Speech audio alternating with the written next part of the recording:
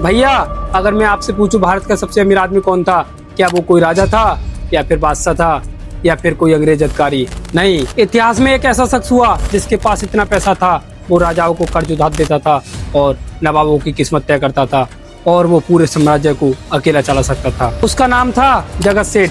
कहते हैं कि उनके खजाने के सामने सभी राजा गरीब लगते थे, सभी नवाब गरीब लगते थे। लेकिन एक सवाल है, आखिर एक व्यापारी इतना ताकतवर इंसान कैसे बन गया और क्या उसने भारत के इतिहास को सच में बदल दिया? आइए जानते हैं इस पूरी कहानी को। जगत सेठ कौन था? जगत सेठ किस प्रकार से अमीर हुआ?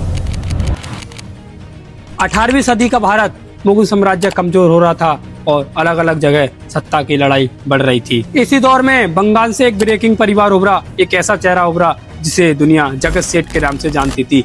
जगत सेठ एक व्यक्ति का ही नाम नहीं था, एक ऐसी उपाधि थी जिसका मतलब था दुनिया का सेठ या बैंकर ऑफ द वर्ल्ड। उनका असली परिवार बंगाल के मारवाड़ी क्षेत्र से जुड़ा था और समय के साथ बंगाल में फैल गया। धीरे धीरे इतनी दौलत इकट्ठी कर ली कि मुगल बादशाह से लेकर नवाब उनके ग्राहक बन गए। पैसा जितना कि सरकारें चल जाएं।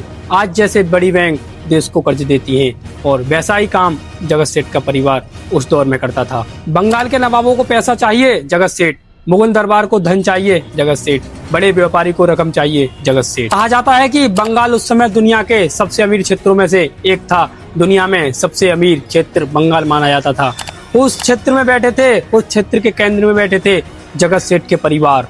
उनके पास सोना, चांदी, जवाहरात, हीरे का एक ऐसा भंडार था। कहा जाता है कि शासकों के पास भी उनके भंडार के सामने पैसा कम पड़ जाता था। जब दुनिया के कई हिस्सों में आधुनिक ब्रेकिंग का विकास भी नहीं हुआ था, तब जगत सेठ का साम्राज्य, जगत सेठ का नेटवर्क पूरे क्षेत्र में फैला हुआ था। जब पैसे ने पूरी राजनीति बदल दी, लेकिन कहानी यहीं खत्म नहीं होती। जगत सेठ सिर्फ अमीर आदमी ही नहीं थे, वे राजनीति को प्रभावित करने की ताकत रखते थे।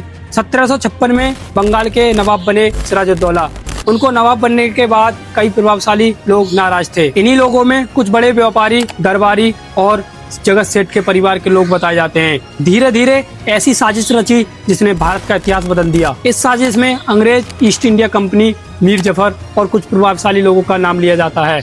और फिर आता है 1757 का प्लासी का युद्ध, एक ऐसा फैसला जिसने भारत का इतिहास बदल दिया। प्लासी का युद्ध सिर्फ तलवारों का युद्ध नहीं था, ये राजनीति और विश्वासघात का भी युद्ध था। मीर जफर ने सिराजुद्दौला के साथ एक ऐसी गद्दारी करी जिसकी वजह से सिराजुद्दौला हार गए और मीर जफर बंगाल के नवाब बन गए। इतिहासकार के इस बीच में कई प्रकार के मतभेद, कई प्रकार की बातें होती हैं कि जगत सेठ की वजह से हमारे भारत देश के साथ गद्दारी होने के चांस बने। जगत सेठ के परिवार ने और मीर जफर ने और कुछ प्रभावशाली लोगों ने सिराजुद्दौला का सहयोग नहीं किया। दोस्तों, हमारे भारत देश को अंग्रेजों ने 200 साल के लिए गुलाम बनाया था। प्लासी का युद्ध जो हुआ उसमें एक ऐसी गद्दारी मीर जफर ने सिराजुद्दौला के साथ करी जिसकी वजह से हमारे भारत देश को अंग्रेजों की गुलामी करनी पड़ी। एक ब्रेकिंग परिवार सत्ता के खेल में इतना महत्वपूर्ण हो गया था कि उसका एक फैसला हमारे पूरे भारत देश पर असर करता था, पूरे भारत देश पर उस फैसला का असर पड़ता था। सोचिए, एक ऐसा व्यक्ति जिसके पास ना कोई सेना थी, ना कोई राज्य, ना कोई ताज, फिर भी राजा उससे कर्ज लेते थे और नवाब उससे सलाह लेते थे और बादशाह उसकी बात को मानते थे और व्यापारी उससे रकम उधार लेते थे और साम्राज्य उसकी दौलत पर निर्भर था।